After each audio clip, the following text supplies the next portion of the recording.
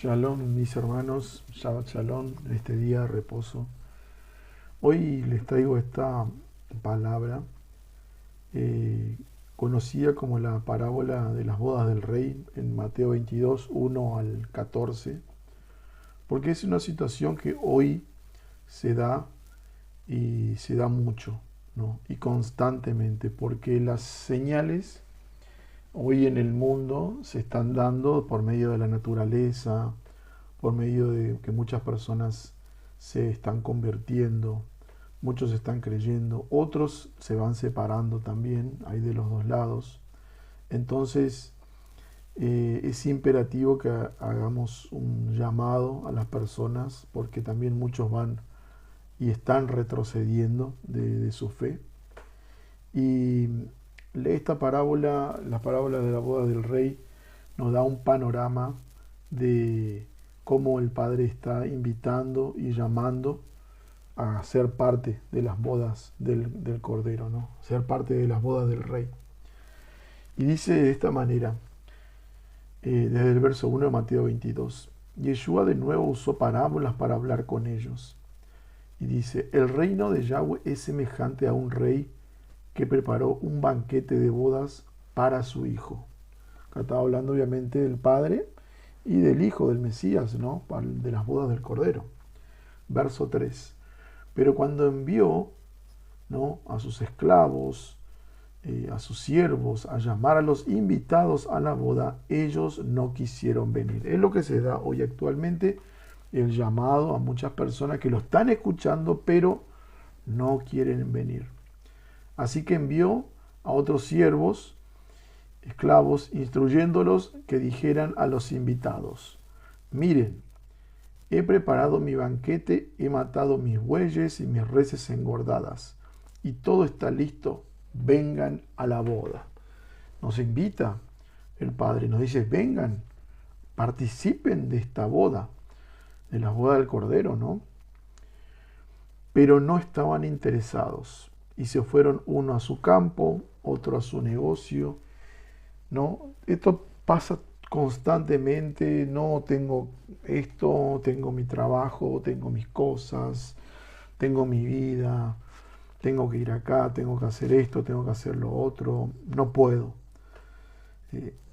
Muchos nos vamos a sentir identificados en un principio, siempre colocábamos alguna excusa para no participar de estas bodas, para no escuchar el llamado. Y el verso 6 dice, y el resto de los que colocaron excusas, agarraron a los siervos, los maltrataron y los mataron. Ustedes saben que los profetas, lo que anuncian la palabra, siempre han sido, muchos de ellos han sido muertos, ¿no? Veamos el caso de Esteban, por ejemplo, con su sacrificio dio testimonio y luego lo mataron. Aun cuando decía lo que la Torá dice y la Escritura manda, también lo mataron. Así que eso pasa y seguirá pasando, ¿no? Hasta el día de la recomposición. En el verso 7 dice, el rey estaba furioso y mandó a sus soldados, que claramente son los ángeles, los cuales mataron a esos asesinos y quemaron su ciudad. Dice.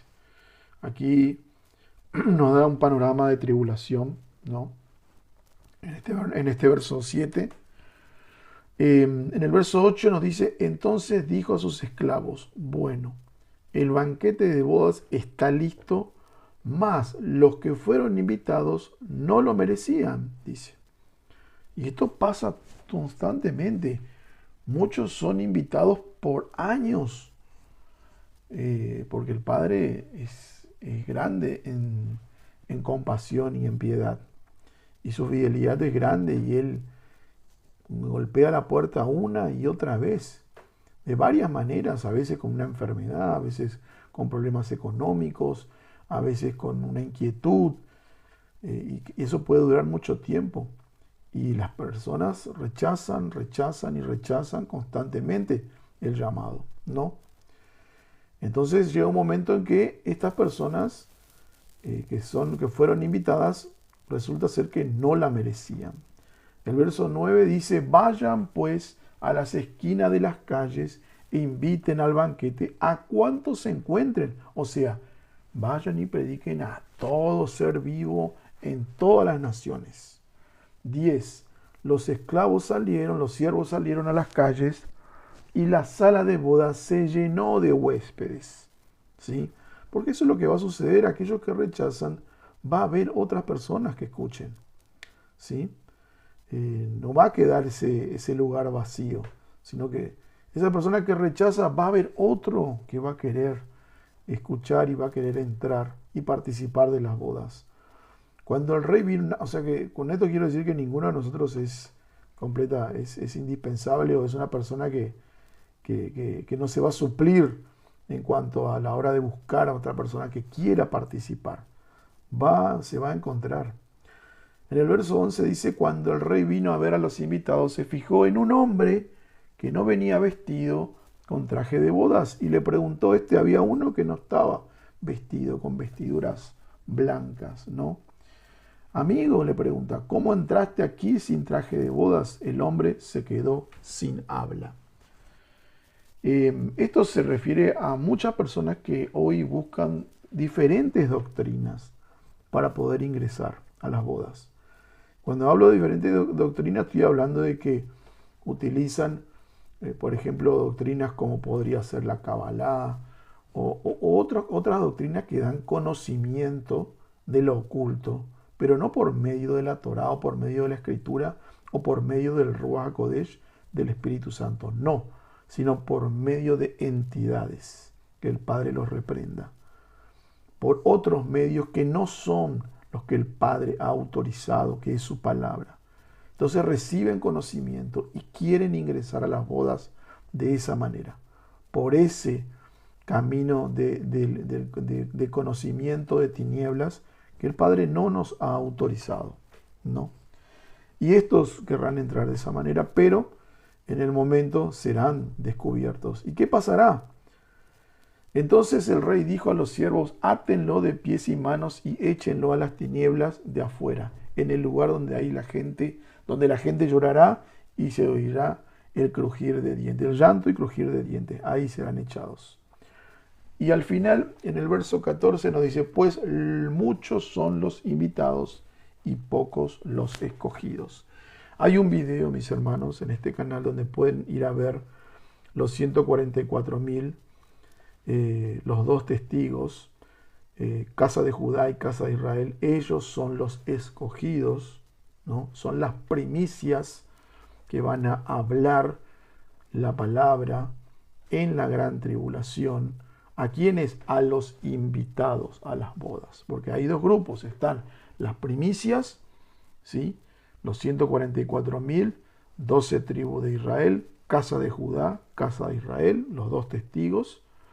Y luego están los invitados, los que hoy están en las religiones, en todos los ismos, ¿no? Todas las religiones que todavía no han salido de esa gran Babilonia que es la religión, la confusión, ¿no? Entonces hablarán a estos para que puedan entender y que puedan entender que los mandamientos están vigentes, que la Torá como pacto sellado con la sangre del Mesías es esa Torá, las instrucciones escritas en nuestros corazones y en nuestras mentes, ¿no?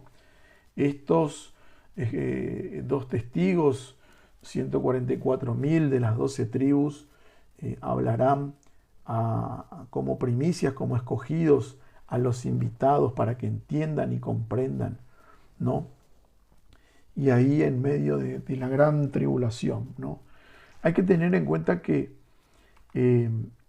se vendrán tiempos muy complicados en cuanto a que, por ejemplo, Mateo 24, verso 24 nos dicen que se van a levantar falsos mesías y falsos profetas y mostrarán grandes señales y prodigios para así engañar, aún intentando engañar a los escogidos. No dice que lo van a engañar, pero dice que intentarán aún engañar a los escogidos. Imagínense, si los escogidos, los dos testigos, los 144,000, casa de Judá y casa de Israel, si a esos van a intentar engañar, Imagínense a los invitados que hoy están en las religiones y que no han salido de la religión, que hace 20, 30, 40, 50 años están en medio de la religión todavía.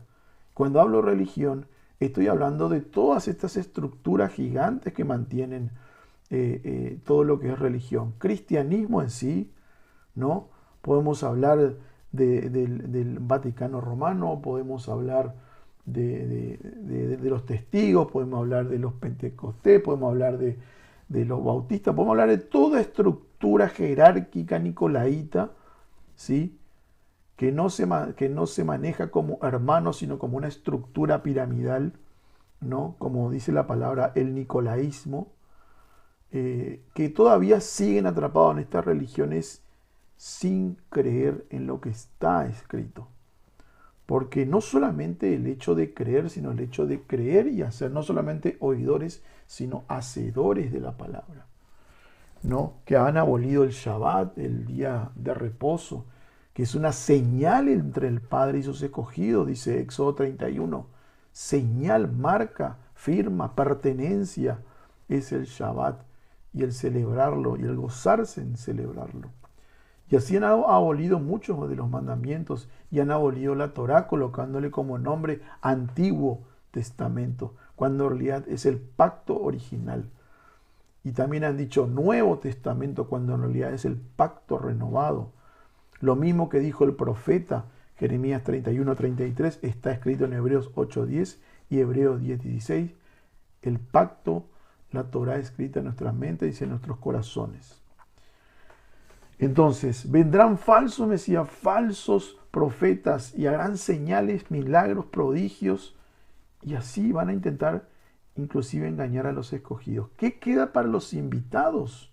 No, porque también encontramos en 2 de Tesalonicenses 2, cuando venga este hombre que evita la Torá, está hablando del antimesías, conocido como anticristo, Hasatán le dará el poder para hacer toda clase de milagros, señales y prodigios falsos, lo mismo que está escrito en Mateo 24, ¿no?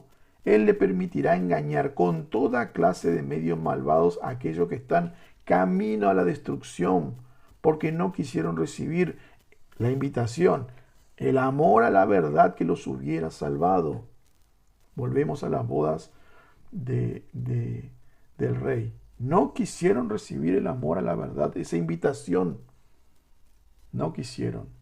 Verso 11. Por esto Yahweh los hace errar al blanco para que crean la mentira. 12. El resultado será que todos los que no creyeron la verdad, sino que se complacieron en la perversidad, serán condenados. Entonces, juntemos estos versos de Mateo 22, 1 al 14, la parábola de las bodas del rey.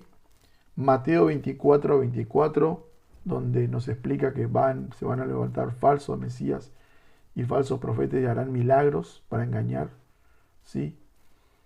Que inclusive intentarán engañar a los escogidos, pero obviamente a los escogidos no lo van a poder engañar porque han sido escogidos para un trabajo específico en la gran tribulación, dar palabra a los invitados que hoy están atrapados en las religiones. Inclusive hay muchos que tampoco lo conocen al Padre todavía, ¿no? Pero que en el momento de la aflicción lo buscarán. Y 2 de Tesalonicenses 2, versos 9 al 12, donde nos habla de que aquel que evita la Torá, el antimesías, le dará poder a este falso profeta para hacer milagros, prodigios y señales para engañar, que permitirá engañar por medios malvados a aquellos que no quisieron recibir la invitación, el amor a la verdad, la palabra que los hubiera salvado. Por esto, dice Yahweh, los hace errar al blanco para que crean en la mentira. ¿Y cuál es el resultado de los que no creyeron la verdad y se complacieron en la perversidad? Dice que serán condenados. Entonces, observemos esta invitación, aceptémosla, acudamos a ella, busquémoslos a Él, al Padre, protejámonos bajo sus alas, ¿sí?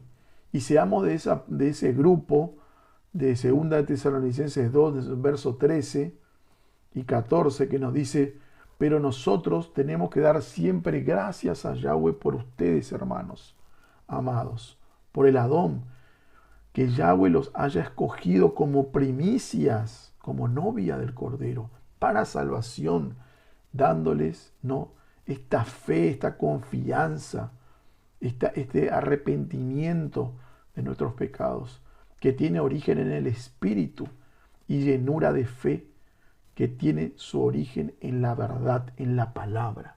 La verdad es la palabra. No.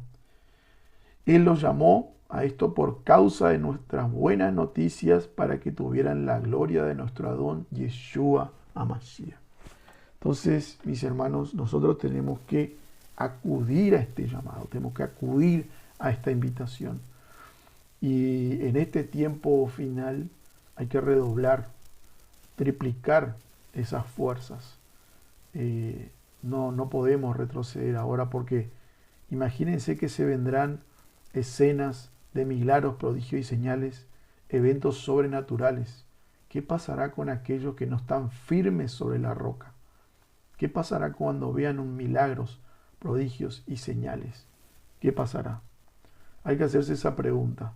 ¿Seremos de lo que vamos a retroceder por milagros, prodigios y señales, aun cuando la palabra nos había advertido? ¿O seremos aquellos los cuales quedaremos firmes, parados sobre la roca, esperando a nuestro Mesías y mientras tanto haciendo lo que la palabra nos dice, lo que la instrucción, lo que la Torá nos manda? No, que es el amor al prójimo y el amor al Padre por sobre todas las cosas. Así que, mis hermanos, los invito a hacer lectura de esta parte y para que puedan entender, compartan siempre que haya sido de su agrado y que sea de bendición, ¿no? Así que, mis hermanos, bendiciones, shalom.